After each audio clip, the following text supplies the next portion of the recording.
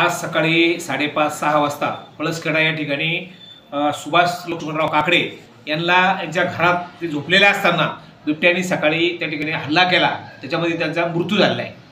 आज या ठिकाणी आपण बघितलं असेल मागच्या महिनाभरापूर्वी या ठिकाणी जिरी बिरोळ्यात सुद्धा 3 मृत्यू पडल्या होत्या आणि अशा पद्धतीने बिबट्याचं या ठिकाणी म्हणजे कहर चालू आहे। आणि आपण बघितलं मागच्या आठवड्यामध्ये आवळलेल्या सुद्धा त्या ठिकाणी सीसीटीव्ही कॅमेऱ्यामध्ये त्या ठिकाणी तो बिबट्या आढळला होता, मागे चिंचखेडला पण आढळला होता, काल आता त्या ठिकाणी रोयला भागात सुद्धा आढळला होता, मागे सासेगाव म्हणजे पळसखेड्याला लागून तिथं सुद्धा बिबट्याचे त्या ठिकाणी स्वतः वन विभागाने त्या ठिकाणी ट्रॅप लावला होता, बिबट्याची पिल्लं त्या ठिकाणी दुसरीकडे स्थलांतरित केले होते। हे सगळं होत असताना वन विभागाला आमची सांगणं आहे, आता या ज्या टायमाला यांचं पोस्टमॉर्टम करायला आले त्या ठिकाणी हे बिनला जे वन विभाग अधिकारी काय म्हणतात, नाही ते बिबट्या नसल, ते कुत्रा असल, ते वानर असल, ह्या अधिकाऱ्यांना लाजा वाढल्या पाहिजे। आमचा मेडिकल ऑफिसर म्हणतो मानेला धरलेले मोठ्याला खाना खुणा आहे आणि आज त्या ठिकाणी असं असताना हे म्हणतात नाही दुसरं काही प्राणी कामाला बघावं लागेल या वन विभागाला। आता त्या ठिकाणी रमेश काकासाहेब काळे, रमेश वारे साहेब म्हणजे जवळजवळ म्हणजे 5-50 लोक त्या ठिकाणी उपस्थित होते। सगळे सांगू राहिले की 4 दिवसापासून पळसखेडला त्या ठिकाणी बिबट्या दिसतो आणि वन अधिकारी काय सांगतात करण्याला आता सांगितलं ताबडतोब तिथे पिंजरा लावा, तुम्ही उद्यापर्यंत जर पिंजरा नाही लावला ना तर गाठ आमच्याशी त्या जबाबदारीसाठी दुसरं काही होतं काय बघावं लागेल, शोध करावा लागेल। इथे ह्या पद्धती वागतात ना, वन विभागाने आपलं वागणं सुधारलं पाहिजे। मागच्या एक 6-7 महिन्यापूर्वी सुद्धा राठोड नावाचा जो मुलगा आहे ऋषिकेश राठोड भांबरवाडीचा, त्याला सुद्धा त्या ठिकाणी त्याचा सुद्धा मृत्यू झाला। मागच्या महिन्यामध्ये पाटण्याला सुद्धा त्या ठिकाणी एका माणसाचा मृत्यू झाला।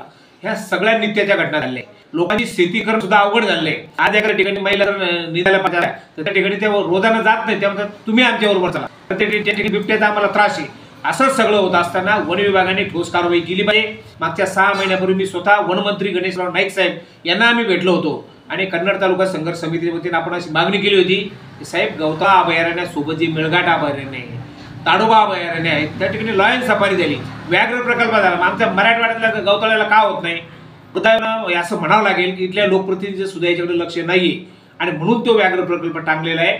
आज त्या ठिकाणी गवताळा अभयारण्य शाप किंवा वरदान अशी म्हणणी झाली। आज ते गवताळा अभयारण्य म्हणून काय होतं, पुढे सर्पमित्रांनी साप पकडले की गवताळ्यामध्ये आणून सोडतात, ती पुढे साप जातात पुढे, याचा कोणीच विचार करत नाही आणि मग ते साप इतरत्र आजूबाजूच्या गावात घुसतात, त्यामुळे अनेक लोकांचा त्या ठिकाणी मृत्यू झालेला आहे।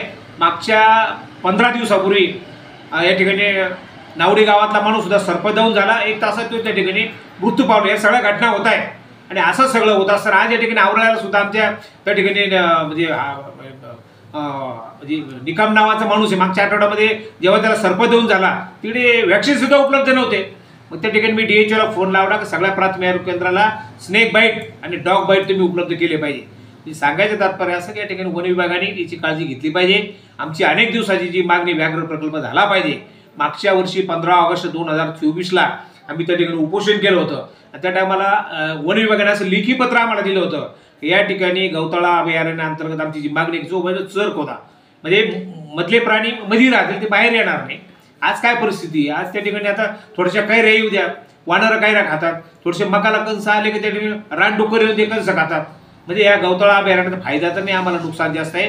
म्हणून वन विभागाला आमचं सांगणं आहे आता संभाजीनगर सोडा, तुमचं मुख्यालय कन्नडला आहे, तुम्ही त्या ठिकाणी जिथं गवताळा अभयारण्य आहे तिथं तुम्ही उपस्थित राहिलं पाहिजे आणि राहून ताबडतोब तुमची गस्त वाढवा, गावागावात जा, कुठे बिबट्याचा त्रास आहे तो शोधा, कुठे काळवीटचा त्रास आहे त्याचे पंचनामे करा। हे लोकांना सांगतात तुम्ही बसल्या बादशासारखे तुम्ही ऑनलाईन अर्ज करा, अरे त्याच्या शेतीच्या पिकाचं नुकसान झालं, शेतकरी तुम्हाला ऑनलाईन अर्ज कराल का ते जर राहिलेलं पीक सांभाळाल?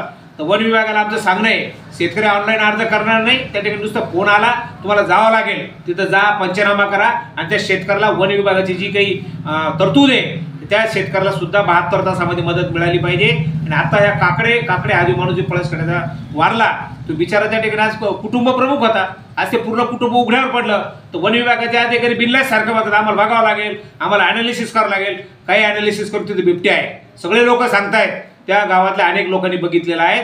म्हणून त्या ठिकाणी त्या शेतकऱ्याला या ठिकाणी 24 तासाच्या आत त्या ठिकाणी 25 लाख रुपये मदत त्या ठिकाणी वन विभागाने दिली पाहिजे आणि ताबडतोब त्या ठिकाणी पिंजरा लावून तो बिबट्या वाघ जो काय असेल तो पकडला पाहिजे, ही वन खात्याला आमची विनंती आहे। आणि इथून पुढे जरा नीट राहा, तुम्हाला जर इथं राहायचं नसेल गवताळा अभयारण्यामध्ये तुमच्या बदल्या करून जा, नसता गाठ आमच्याशी।